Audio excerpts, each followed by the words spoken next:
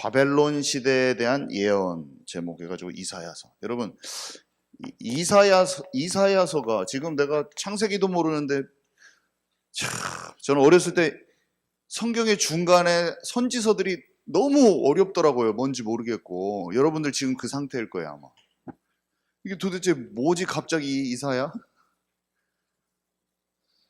안 그렇습니까? 그죠? 뭔지 모르겠잖아요. 아이고, 이게 알고 나면은 정말 재밌거든요. 이게 알고 나면 진짜 세상에 정말로 재밌는 만화책도 있고 게임도 있고 드라마도 있고 그렇잖아요. 근데 이게 저는 몰랐어요. 여러분만 할 중고등학교만 할 때 이런 얘기를 들었을 때 몰랐어요. 진짜 이거를. 근데 지금은 진실일 뿐만 아니라 너무나 생생하게 이 이사야라는 사람이 말한 것이 믿어지고 알아지고 그렇거든요. 참 이것을 제가 어떻게 지금 제가 이렇게 말한다고 알까 이런 생각도 들고, 일단은 관심 자체가 안 생길 수 있다라는 생각도 들고, 이것을 잘 알게 되는 몇 명이 잘 전달해 줘야 된다. 여러분 지금 제가 말하는 것에 관심이 하나도 안 생길 수도 있어요. 저는 그랬거든요. 이걸 들었어요. 제가 이거 이사야 이런 말씀도 다 들었습니다. 그리고 아는 사람이 저한테 전달해 줬어요. 제가 어렸을 때도 분명히 많이 들었거든요. 근데 이해가 안 가고 관심도 안 생기고. 근데 진짜 재밌어요. 그래서 우리 선생님들도 제가 말씀드리는 거 우리 선생님들도 잘 모를 수도 있어요. 그래서 오늘 제가 말씀드리는 것을 선생님들 먼저 알아야 됩니다. 더 깊이. 그리고 그 말씀에 충만한 것을 이해하고 전달해 줘야 돼요. 제가 오늘 말씀드리는 것을 선생님들이 한 20%나 이해하시려나? 그러면 내가 이사야서에 대한 내용을 학생들한테 전달할 때 20%만큼 전달하는 거예요. 하나님의 복음을 내가 이해하고 그것을 이해하는 만큼 전달할 수가 있거든요. 그래서 애들을 살리는 입장도 아니고 내가 먼저 알아야 돼요. 아멘이시죠? 잘 알아야 돼요. 이사야가 말한 이사야서 66권 아세요, 여러분? 모르잖아요. 다 말할 수도 없어요, 제가. 근데 중요한 그것을 이사야서를 읽을 수 있도록 제가 알려드릴 건데, 이사야서를 어떻게 읽을 것인가, 오늘 어떻게 모든 것을 다 한 번에 우리가 다 알아갈 수도 없어요. 제가 보니까 어렸을 때부터 하나님을 알아간다는 게 키가 자라고 지혜가 자라고, 아이들이 어렸을 때부터 자라가잖아요. 제가 초등학교 때 고등학교 때 느꼈던 하나님, 그때도 믿음이 있었거든요. 근데 그때 알던 하나님과 지금 아는 하나님이 달라. 폭이 넓어졌어. 나도 지혜가 자라고 지식도 많아지고 지혜가 많아지면서 살아계신 하나님에 대해서 좀 더 잘 알게 됐거든요. 그래서 그 하나님을 알아가는 기쁨이, 지식적으로 알아가는 것, 또 지혜와 통찰을 가지고 세상을 보는 눈이 넓어지면서 살아계신 하나님을 더 깊이 아는 그 즐거움이 있어요. 정말 재밌어요, 정말. 근데 그것을 모를 수 있다. 그래서 이게 너무 재미가 없을 수 있고, 그래서 제가 이거를 어떻게 탁 뚫어주는가? 지금 그거란 말이에요. 어떻게 이걸 뚫어주지? 어떻게 이게 정말 재밌지? 삼국지 책을 읽으면 어떤 사람은 삼국지가 재밌단 말이에요. 어떤 그 맛을 알았기 때문이거든요. 어떤 사람은 세계사와 역사를 좋아해요. 근데 그 맛을 알았어. 그래서 막 유럽에 가면은 어떤 사람들은 그냥 유럽을 관광을 하는데, 이 사람은 르네상스 시대, 바로크 시대, 중세의 어떤 것들을 교회나 이런 건물을 보면서 쫙 느끼는 거예요. 그 배경을 알기 때문에. 성경도 마찬가지예요. 이 세상을 보는 것도 하나님의 진리를 정확히 알고 있는 상태에서, 꿰뚫어진 상태에서 보면 사람도 보이고 역사도 보이고 나라들 관계도 제대로 보이기 시작하는데, 너무 신묘막측하다. 너무 신기하고 놀랍고 하나님의 말씀으로 내 자신과 상대와 세상이 보여지면 보여질수록 너무 꿀송이 같은 거예요. 이 말씀이. 이걸 어떻게 알 수 있을까? 그래서 방법은 한 번에 모든 것을 다 아는 게 아니라 먼저 알게 된 사람들. 예수님의 원리는요, 항상 뭐냐면 제자들을 세웠잖아요. 그건 다른 게 아니야. 예수님의 마음을 먼저 아는 사람이 제자예요. 어려도 제자예요. 다니엘은 10대인데요 제자야. 그 나라에 똑똑한 사람들 많아요. 지식적인 것만 많이 아는 사람은 아무리 나이가 먹어도 진짜 제자는 아니에요. 그래서 여러분들 여기 가운데 갑자기 우리 김주원이가 선생님들보다 더 잘 알았어, 만약 이게 마음에 와닿으면서. 그럼 그 사람이 먼저 영적인 리더십을 가진 제자가 되는 거예요. 그럼 어떻게 돼요? 선생님들도 할 수 없는 것을 금성이한테 막 쫙 설명해 주는 거야. 야, 이거 진짜 이사야는 이런 말을 했어. 그 사람들을 통해서 쑥쑥 전달되게 돼. 딴 데로.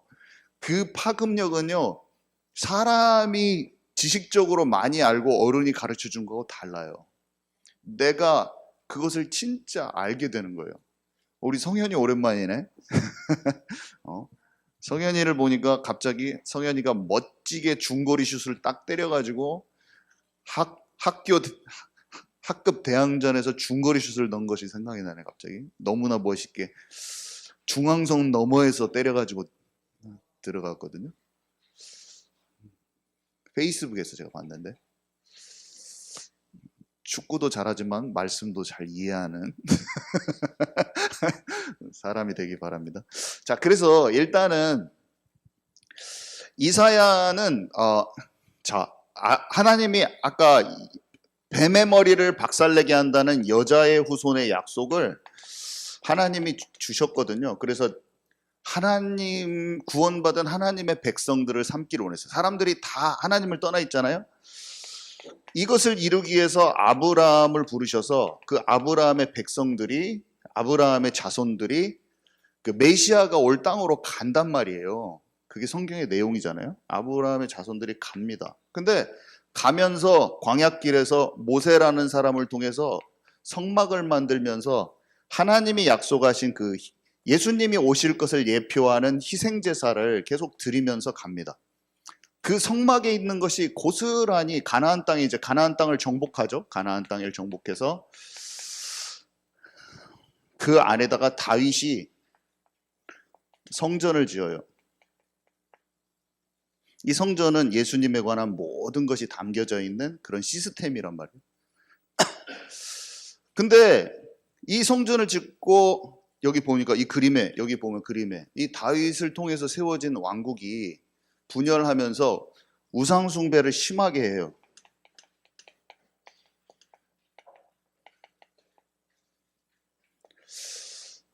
하나님이 아브라함을 통해서 다윗 때까지만 해도 괜찮았어요. 온 백성이 하나님을 잘 믿었단 말이에요. 근데 금세 그 하나님이 약속했던 이것들을 싹 놓쳐버리고 우상숭배로 엄청 심각하게 될 때 여기에 이사야 선지자가, 많은 선지자가 있었는데 많은 선지자들이 예언을 했어요. 망한다고, 바벨론이 쳐들어온다고. 근데 이 대표적인 인물이란 말이에요. 이사야 선지자가. 이게 여기를 우리가 지금 본단 말이에요. 이사야 선지자가요, 예언을 하고 250년 후에 바벨론이 침공해가지고 바벨론이 침략해서 이 성전 다 부셔버립니다. 그리고 나중에 70년 후에 성전을 재건하러 사람들이 돌아와요. 지금 그게 성경의 내용이에요. 느헤미야, 에스라, 학계 이런 사람들이 막 와가지고 성전 재건하고 막 합니다. 그것에 쓰임받은 사람들이 그 전에 에스더 이런 사람들이 왕들한테 그 바로 성전 재건을 도와주는 고레스 왕 바로 이전 사람이 에스더예요. 히브리인들이 잘 도와줄 수 있도록 그 분위기를 형성한 그런 사람들인데, 성전 재건하고 이 성전이 재건돼서 증축되고 그래서 예수님이 오시죠. 예수님 십자가 사건, 예수님이 오셔요. 이 여자의 후손의 약속이 예수님 때 이루어졌단 말이에요. 근데 그 전에 하나님의 사람들, 예수님이 말씀하시죠. 내가 포도원, 이스라엘이 예루살렘아 예루살렘아 시온의 딸 내 백성아, 내가 너희를 어? 암탉이 새끼를 그 날개 아래 모은 것 같이 너희들을 그렇게 모으려고 하고 너희를 살려주려고 하고 내 백성 삼기를 원했는데 너희들이 내가 보낸 선지자들을 그렇게 죽이고 자, 아들까지 죽이게 될 것이다 너희들이. 자, 그 얘기를 하시고 십자가에 죽으시는데 그 보냈던 사람들이 이사야 같은 사람들이야. 다 죽이잖아요. 다 죽였어. 근데 이 이사야가 이사야서라는 글에 자기가 글에 하나님의 뜻하신 바를 막 남겨놨어요. 자, 그 내용이 뭐냐면요. 첫 번째 이사야를 통해서 말씀하신 이사야를 통해서 말씀하신 첫 번째는 이사야서 66권의 내용을 제가 간추려서 얘기하면 이스라엘 백성들의 상태예요. 너희는 이사야서 1장 5절에 보면은 아니야. 이사야서 5장 2절에 보면은 땅을 파서 돌을 제하고 극상품 포도나무를 심었는데 그 중에 망대를 세우고 또 그 안에 술틀을 팠다. 좋은 포도 맺기를 바랬더니 들포도를 맺었도다. 극상품 포도나무를 심었는데요. 들포도를 맺었다고. 들포도. 열매 없는 무화과라고 표현하기도 하고. 그러니까 이스라엘 상태가 막 안 좋은 거예요. 그리고 그래서 내 백성아 내게 돌아와라. 내 백성아 내게 돌아와라. 너희들 왜 이렇게 놓쳤니? 너네가 모델적이 돼서 온 세상에 빛을 발해야 될 백성이야. 일어나라 빛을 발하라. 여호와의 영광이 너에게 임하였으니 그 말은 내 백성이 나중에 빛을 발하게 될 거란 뜻인데 지금은 그렇지 않아요. 내 백성아 너희가 빛을 잃었다는 거예요. 들포도가 됐다는 거예요. 그죠? 그 얘기를 했고요. 그래서 여호와께 돌아오기를 계속 촉구했고 그 다음에 그리스도에 대한 언약. 하나님이 지금 여기 시점이잖아요. 하나님이 여자의 후손을 보내겠다고 약속하셨고 아브라함에게 그 여자의 후손 그리스도가 네 씨로 말미암아 너의 후손 중에 올 것이다 라는 것도 얘기해 주셨지만 아직 예수님이 아직 안 왔잖아요. 여기니까 지금 아직 성전을 통해서 예수님을 다 기다리고 있지만 아직 그 어린 양 대신 예수 우리가 안 왔어요. 그러니까 예수님이 오실 거라는 그 약속을 하나님께서 잊지 않으시고 그 예수님이 오실 거라는 예언이 구약 성경 중에서 가장 많이 섬세하게 표현된 게 이사야서예요.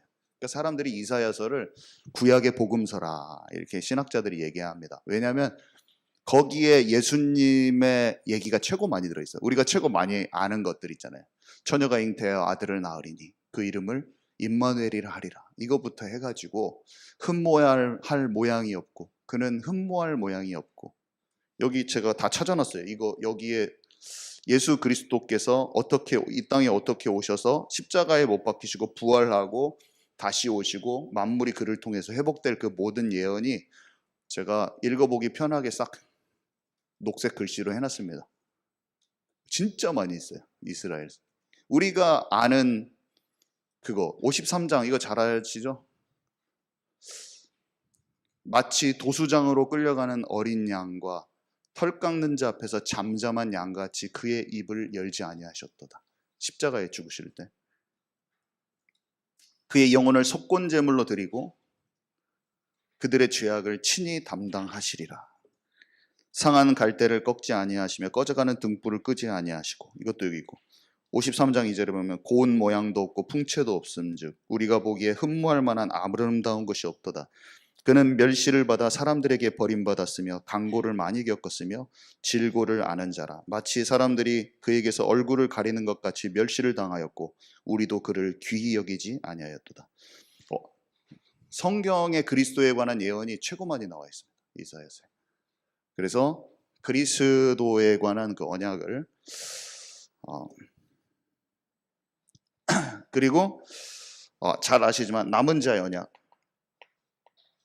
시대마다 하나님이 아무도 없는 것 같다. 하나님 믿는 사람 없는 것 같지? 너희들 봤을 때 엘리야도 그러잖아요. 나만 남았습니다. 근데 아니 곳곳에 보이지 않는데 흩어져서 하나님의 백성들이 있는 거야. 다 죽은 것 같아도 아니 나무가 다 잘려진 것 같잖아. 밑둥만 남은 것 같잖아. 아니, 그곳에 살아있는 생명이 있고 잘려있는 것을 보면은 죽은 것 같지? 아니, 거기서 새순이 날 거야. 거기서 그루터기, 밑둥이 잘린 나무에서 생명이 다시 솟아날 것이다. 그러니까 이렇게 하나님이 하나님의 언약의 백성들이 끊기지 않을 것을 계속 얘기해 주세요.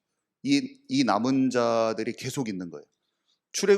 바벨론에 그렇게 압제당할 때도 새순과 같은 다니엘과 새 친구, 페르시아에 압제당해 있는데 거기서 에스더 같은 인물, 모르드게 같은 인물이 있고, 로마의 압제를 당해서 다 죽을 것 같은데 제자들이 이스라엘이 다 끝난 것만 같이 보여. 이스라엘 백성이 다 초토화돼 버린 것 같이 보이는데 유대인들 중에 살아있는 생명력 있는 제자들이 12제자를 통해서 70인 제자를 통해서 하나님 폭발적으로 예루살렘부터 온 유대와 사마리아 땅끝까지 복음을 전진시키십니다. 사람들은 세상의 강대국의 역사만 보고 있는 사람은 하나님의 역사는 미비하게 보여요. 뭐 이게 뭐야? 근데 잘 봐봐요. 전 세계 복음이 확산되고 있어. 지금 이 예언대로 그대로 되고 있어요. 사람들은 먹고 사는 문제에 관심 있는 사람들은 이게 가치 없게 보이지만 영안이 열릴수록 하나님의 역사가 실제로 예언이 성취되어 있는 게 선명하게 보입니다. 그러면서 그 속에서 나를 찾아서 나의 미션을 가는 거예요. 참 놀랍죠. 그래서 영안이 닫혀 있으면은 강한 자들 옆에 빌어먹는 거, 빌붙어가지고 빈대의 역할을 내가 해야 되기 때문에 이런 게 안 보여요. 그냥 학교에서도 힘센 애들한테 붙어 있고 밖에서도 먹고 사는 문제에 자기 유익 따라 움직이기 때문에 하나님을 진짜 믿는 사람만 하나님 역사의 흐름이 보이는 거예요. 안 그러면 안 보입니다. 자, 그래서 이사야서 6장 멸망과 희망이라고 되어 있는데 이사야서 6장이죠. 보좌에 갑니다. 보좌에 갔더니 6날개가 붙어 있어. 이렇게 뭔가 있는데 날개가 이렇게 있는데 막 이거를 몸통을 가리고 있고 이렇게 펼쳐 있지는 않죠. 이 스랍이 있는데 이게 천사가 인간형 천사가 있고 날개 달린 천사가 있고 그다음에 막 바퀴가 돌아가고 막 그런 게 있고 막 그래요. 그룹 종류가 여러 가지. 얼굴이 소 모양이었다가 독수리 모양이었다. 얼굴이 4개가 붙어 있는데 막 인간형 모양 있고 막 그런 게 있고 또 예수님 무덤에 나타난 사람은 사람 청년처럼 보여요. 그러니까 사람하고 잘 구분을 못하는 그런 천사가 있고 천사 종류가 여러 가지. 근데 스랍은 보좌에 있는 천사인데 날개가 새쌍이에요. 거룩하다 거룩하다 하나님 찬양하는 천사인데 이 천사를 보좌에 가서 만나죠. 근데 이 천사를 보좌에 가는 사람들마다 다 만나요. 보좌에는 그 천사가 있어요. 에스겔이랑 사도 요한도 보좌를 보잖아요. 그때 내 생물을 보든지 아니면 스랍을 보든지 그룹을 보든지 스랍을 보든지 그럽니다. 이 땅에 있을 때는 인간형 천사를 보고 이 땅에서 만나요. 부지불식간에 만나는 천사들은 보통 인간형 천사고 보좌에서 만나는 천사는 생김새가 너무나 상상할 수가 없어. 그 말로 봤을 때는. 그리고 사람들이 그림을 인터넷에다 그려놓잖아요. 보좌를 그리면 다 달라. 새쌍이 붙어있는 건 맞는데 자기 상상력이 다 달라가지고 다 다르게 그려놨어요. 그걸 보면서 이 사람이 이렇게 생각하겠네. 이 사람이 이렇게 생각했네. 그럼 내 머릿속에 나도 한번 그려보죠. 이렇게 대충 뭔가 모르겠어요. 근데 우리 이제 하나님 보좌 앞에 갑니다. 나중에 이제 다 알게. 그날에는 너희가 내게 묻지 아니하리라. 얼굴과 얼굴을 대면하는 것처럼 너희가 보리라. 나에게 묻지 아니하리라. 근데요, 누가 내 백성을 위하여 갈고 질문을 하나님께서 하시는데 내가 있나이다 나를 보내소서 이렇게 이사야가 대답하니까요. 하나님이 이렇게 말씀하셔요. 내 백성이 듣기는 들어도 깨닫지 못할 것이요 보기는 보아도 알지 못할 것이다. 그렇지만 지금은 이렇게 황폐해진 것처럼 보이지 근데 나의 정한 때가 되면 하나님의 백성들은 내가 내 백성들을 남겨놓을 것이다. 소수지만 이런 말씀을 하나님께서 하셔요. 그래서 그 시대마다 하나님께서 살아있는 남은 자가 다 있어요. 아까 말했지만 강대국, 세상나라, 세상의 강한 나라 그 강대국이 계속 이어진다고 그러잖아요. 바벨론, 페르시아, 로마 해가지고 지금 세계 열강까지. 근데 거기 때마다 바벨론의 다니엘, 페르시아의 에스더, 뭐 이런 여러 가지 사람들이 있다. 로마의 초대교회 사람들, 중간에 중세교회 진짜 싸웠던 믿음의 사람들 있고, 오늘날의 우리까지 이 마지막 세상 정부, 그 나라들이 계속 연결된다고 다니엘 꿈에 나오잖아요. 모든 우상단지 나라들이 세상 끝날까지 이어진다고 다니엘이 느부갓네살 왕의 그 꿈을 해석해 주잖아요. 근데 세상 나라는 다 그 규모하고 몸집하고 형태만 다르지, 마치 그 신상의 재료하고 모양만 다르지만 우상단지 전체였던 것처럼 이 세상 나라는 강대국의 이름만 바뀌고 왕들만 바뀔 뿐이지 정체성 자체가 사탄의 나라에 속해 있는 거예요. 하나님 나라에 속해 있는 사람들이 아니야. 그 지배자들이. 그래서 열불로 표현되어 있고 내 짐승으로 표현되어 있고 막 하는 거예요. 근데 하나님의 나라에 그 뜨인 돌이 와서 하나님의 예수 그리스도 통해서 구원받은 백성들이 이 세상 나라를 무너뜨려 버리는 환상을 봤잖아요. 그 꿈을 해석한단 말이에요. 그것도 불신자한테 하나님 주셔가지고 불신자한테 하나님 꿈이 왔는데 그걸 신자가 해석한 거예요. 근데 그래가지고 마지막 때까지 그 남은 사람이 있어요. 요한이 설명하잖아요. 예수 그리스도의 흔적 가지고 주의 계명을 지키는 용과 더불어 싸우는 남은 자손이 마지막 때 여자의 그 남은 자손이 있다. 그것을 계시록에 설명을 합니다. 그 같은 사람들이에요. 자, 그러면서 승리의 확신. 자, 다 읽을 수는 없고 이사야서 40장의 내용이거든요. 푸른 마르고 꽃은 시드나 우리 하나님의 말씀은 영원히 설 것입니다. 그러면서 여호와께서 장차 강한 자로 임하시고 그의 친히 그의 팔로 다스릴 것입니다. 한마디로 하나님의 말씀은 반드시 성취된다는 것을 이사야가 얘기해 주면서 그리스도가 오셔서 그가 통치하는 나라가 세워진다고 얘기해 줘요.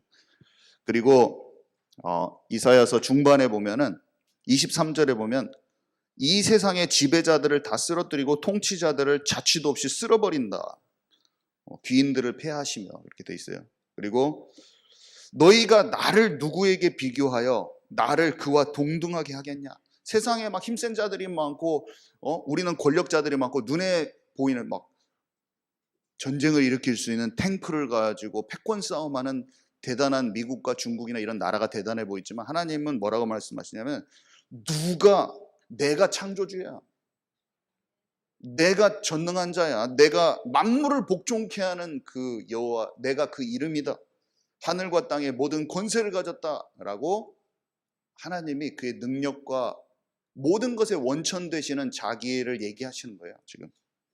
그러면서 이게 하나님의 권세와 능력을 얘기해 주시고 나서 40장의 내용이에요. 그러면서 여호와를 앙망하는 자에게 새 힘을 주리니 독수리 날개친 같을 것이요.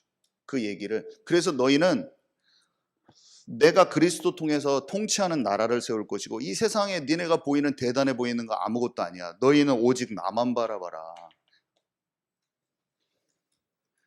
분산된 마음이 끝나니까 집중력이 돌아오더라고요, 저는.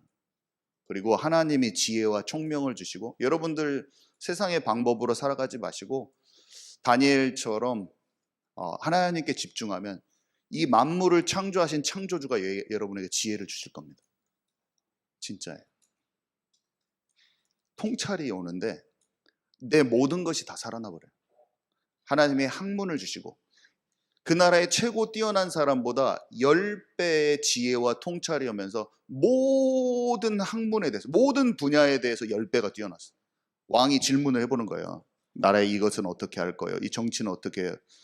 경제는 어떻게 해야 될 것입니까? 물어보니까 10대 소년이 그 나라 경제학 박사보다 더 뛰어나고 통찰력 있는 말을 쉽게 탁 말해줘 버려요. 여러분 진짜 실력 가지면 막 어려운 궤변을 내려놓지 않고 그 상황을 정확히 꿰뚫면서도 쉬운 말로 이 사람한테 답을 툭 주거든요. 그게 다니엘한테 와버린 거예요. 막 똑똑한 사람들이 막 학문적인 얘기를 막 말해. 어찌고 저찌고 막 무엇이 세상이 어찌고 저찌고 성경은 말이죠. 뭐는 세상은 어떤 것이죠. 막 말을 막 하는데 실제적으로는 모르는 말을 하는 거야. 그 사람들은 세상 지식 체계와 관계 속에서 뉴스에는 진짜가 안 나와요. 그 사람 마음 속에 있는 막 이익과 유익을 따르면서 막 곤모술수 쓰고 이런 건 안 나오고 막 결과물만 나온다든지 그러거든요. 무역을 하고 뭔가 팔아먹는 것도 그래요. 근데 그 지점에서 배후에 진짜로 움직이는 걸 꿰뚫어 갖고 딱 알아버렸다. 그게 하나님의 사람들의 힘입니다. 그래서 경제를 다 움직여버리는 거예요. 막 이런다 저런다 다 말해도 전 세계가 7년 풍년이 들고 7년 흉년이 들 것을 하나님의 계획을 알아버리면 끝나버리는 거예요. 막 인플레이션이 어찌고 막 뭐가 어찌고 주식 시장이 어찌고 지금 막 별말을 다 했는데 내년부터 망하는 거야. 그건 몰라. 그럼 이 올해 다 주식 다 팔아야지. 그걸 알아버리는 거예요. 하나님이 동작하실 것을 알아버리는 거예요. 하나님이 세상을 딱 움직이고 계십니다, 여러분. 지구를 하나님이 돌리고 계시는 건데 내가 머리 써가지고 막 어찌고 저찌고 어찌고 그래봤자 아무 소용없어요. 머리 굴리다가 다 털리는 거예요. 아멘이십니까? 하나님 진짜 살아계셔요. 자, 그러면서 회복된 언약, 파수꾼. 여기는 이사야서 40장이었고요. 여기는 이사야서 43, 60, 그 다음에 62인데 이거를 다시 꼭 읽어보세요. 첫 번째 43장은 43, 60, 62. 제가 시간이 없으니까 빨리 말하고 끝나겠습니다. 43장은 한마디로 이거예요. 보라, 내가 새 일을 행하리니. 여러분 이거 딱 기억하세요. 40장의 포인트는 뭐냐? 하나님의 새 일을 행하시겠다고 얘기하시면서 이 말을 하세요. 너희 이스라엘이 옛날에 출애굽 했잖아. 그러니까 출애굽을 했잖아. 애굽에서 압제해 있었는데 내가 출애굽할 때 어떻게 했어? 니네 백성들 다 끄집어내서 강한 강대국 나라에 있지 않고 내 언약 속으로 내가 너희를 인도하는 그 흐름 속으로 그 지치고 힘들었잖아. 니네 세상에 너희는 나와 가깝지 않고 세상에 힘센 자들 밑에서 열심히 일했잖아. 근데 그거 말고 내가 너를 진짜로 인도하는 그 언약의 흐름 가운데로 내가 너희를 뽑아오면서 이집트 군사들은 홍해에다 다 수장시켰잖아. 그 일을 기억하지. 근데 너는 지금 니네가 앞으로 바벨론에 포로되고 우상 숭배해가지고 삶이 어려울 거야. 근데 그 어려운 삶에서 나는 그런 출애굽한 백성들처럼 하나님의 그 역사가 내 삶에서는 체험되지 않을 것만 같지? 아니요. 새 일을 내가 너에게 행할 거다. 그 일을. 출애굽 당시에 그 하나님의 놀라운 역사 10가지 재앙 그런 것이 니네 삶에는 안 일어날 것 같지? 아니, 지금 너의 삶에 출애굽과 같은 어마어마한 무브먼트가 실제로 내 삶에 체험될 거야. 그것을 바벨론에 있던 사람들이 딱 붙잡고 나와버린 거예요. 그러니까 다니엘이 내 나라 왕이 바뀌어도 자기는 그 하나님의 무브먼트를 경험해버리는 거예요. 인생을 통해서. 초대교회는 아무리 로마의 압제가 있어도 예수님과 함께 뚫고 출로마 해버린 거예요. 영적으로 하나님의 무브먼트 속으로 들어가 버린 거예요. 오늘 우리에게 하나님 그걸 말씀하시는 거예요. 하나님이 내가 새 일을 행할 것인데 너의 앞에 그 새 일이 준비되어 있어. 너는 그것을 소망해라. 소망이에요, 소망. 새 일을 소망하는 게 43장. 너희는 새 일을 소망해라. 자, 이사야서 60장은 뭐냐면 일어나라 빛을 발하라 이거거든요. 일어나라 빛을 발하라 여호와의 영광이 너에게 임하였다. 그러면서 나라는 내 빛으로 왕들은 내 광명으로 나오고 네가 여호와의 성읍이 될 것이고 이스라엘 거룩한 이의 시온이라고 사람들이 칭할 것이다. 작은 자가 천을 이루고 네가 약한 자가 강국을 이룰 것이다. 이게 뭐냐면 메시아가 아직 안 왔잖아요. 메시아가 오면 그 약속했던 모든 그 빛이 너에게 임하고 여호와의 영광이 임해서 너를 통해서 내 빛을 네가 받아서 그 빛을 비출 것이다 이렇게 돼 있거든요. 이미 그 일이 일어났어요. 이스라엘 백성이 다 놓쳐진 것 같잖아요. 다 밤나무 상소리가 배임을 당한 것 같았지만 이 소수의 제자들을 통해서 예수님이 말씀하신 대로 예루살렘과 온 유대와 사마리아 땅끝까지 폭발적으로 복음이 나갔어요. 이미 나갔어요. 사람들 가치없게 여겨서 모르지만 열방들이 지금 왕들이 돌아오고 있어요. 사실 지금 왕들이 다 돌아오고 있는 거예요. 나라들이 돌아오고 있는 거예요. 지금 이게 지금 성취되고 있는 거예요. 그러면서 장차 내 예루살렘아 사람들이 알아보게 되는 거예요. 아, 이스라엘이 하나님이 말씀하신 그 예루살렘이구나, 시온의 딸이구나, 우리가 알잖아요 지금. 그러면서 네가 본래 그 정체성이 하나님에게 주신 정체성이 너라는 걸 사람들이 알게 될 거야. 그리고 네가 새 예루살렘이 될 거야. 하늘과 땅이 뒤집어지는 거기까지 써 있어요. 새 하늘과 새 땅이. 네가 새 예루살렘이 될 거야. 사람들이 만민이 보고 알아볼 것이다. 거기까지 다 써 있는 거예요. 메시가 오셔서 빛을 받고 확산돼 가지고 복음이 전파돼서 나중에 그 빛이 예루살렘이라는 사람들이 알아보고 또 거기로 와. 땅끝이라고 와. 거기까지 써 있는 게 이사야서 60장이에요. 오늘 기억하시기 바랍니다. 그 다음에 이사야서 62장. 그러니까 여러분들은 파수꾼이요. 이사야서 62장은 우리에게 정체성을 알려주면 너희는 파수꾼이요. 하나님께서 이스라엘을 이렇게 회복시키는 그 역할로 수많은 사람들이 복음 전파자들이 성벽에 서서 당신들을 그렇게 나팔을 불면서 알려주고 있는데 장차 하나님께서 당신들을 통하여 이런 일을 행하고 이스라엘 회복, 우리가 왜 이스라엘 회복하느냐? 그게 62장 마지막 절에 써 있어요. 62장 6절에서 7절, 62장 11절에서 12절. 하나님이 시온의 딸 이스라엘을 반드시 회복시키신다는 거예요. 제가 이 자료를 제가 오늘 글로 핵심만 하고 성경 구절 다 찾아놨는데 이거를 파일로 올릴 테니까 출력해서 관심 있으신 분은 보시기 바랍니다. 잘 정리되어 있어요. 읽으면 오늘 제 설명 듣고 이거 읽으면 쑥 이해가 버려요.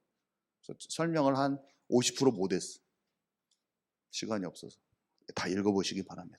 결론은 언약의 전체 흐름을 이해하는 그 속에서 오늘 이사야를 보는데 여러분들은 하나님의 남은 자의 정체성을 갖기를 원하시고 영원한 것을 붙잡으세요. 여러분들은 하늘과 땅의 모든 권세를 가지신 분이 여러분과 함께 하신다고 약속하셨는데 그 소망을 그것을 놓고 기도하는 사람에게 위에서 덧입혀지는 하늘의 권세가 여러분한테 임하게 돼 있어요. 그게 기도예요. 그러면 하나님이 주시는 힘을 공급받아서 나만의 것을 찾아서 나만의 여정을 비교할 필요 없는, 다른 사람하고 맨날 비교하거든요. 딴 사람이 좀 잘 되면 막 그 사람 거를 따라갈 필요가 없어요. 나의 것이 찾아지면서 그게 탁 갑니다. 글로. 그러면서 우리 시대의 출바벨론 운동을 소망하는 사람이 딱 돼요. 그래서 그리스도의 언약 붙잡고 복음 전파의 사명이 정확하게 이해되면서 땅끝까지 가게 됐어요. 이스라엘까지 들어갑니다. 우리는 지금 진행되고 있어요. 얼마나 재밌는지. 중앙아시아 다 열려 제껴져서 들어갑니다. 전주 땅에서 팔라우 식구들 다 주중에 애들 16명씩 양육하고 있는데도 별로 없을 거예요. 여기에서 무슬림 애들 돌아와서 주중에 선생님들이, 중고등부 선생님들이 무슬림 애들을 3명을 양육하고 있어. 많지는 않을 거예요. 그런 교회가. 그게 힘입니다. 힘. 그래서 뉴욕 가게 될 거예요. 뉴욕 왜 갑니까? 생뚱맞게 태준이 아버지가 다 뉴욕으로 가서 가게 차려주려고 그래요. 태준이는 관심 없고 목사님 되려고 그래요. 아버지가 목사님 되면 교회 차려준대. 와서 하기만 하래. 뭔 복이야. 왜 그럽니까? 하나님께 뜻을 정하니까 모든 문을 하나님이 열어 제껴버리는 거예요. 나만 잘 준비하면 돼. 그래서 태준이한테 말하는 거예요. 태준아, 그러면 뭘 준비해야 될까? 저만 준비하면 되겠네요. 다 열려져 있어. 다 해준다는데 나만 준비하면 돼. 뉴욕 왜 갑니까? 전 세계에서 유대인이 가장 많은 곳이 이스라엘 다음으로 뉴욕이에요. 진짜 많아. 그 사람들 알리아 운동에서 돌아가려도 안 돌아가고 거기 있어. 막 수만 명. 거기 교회 하나 세워야죠. 예안교회, 지교회. 교회와 함께 하면서 그릇을 만들고 팀을 만들어서 하나님은 진짜 살아계셔서 움직이고 계셔요. 그것을 찾는 저와 여러분 되기 바랍니다.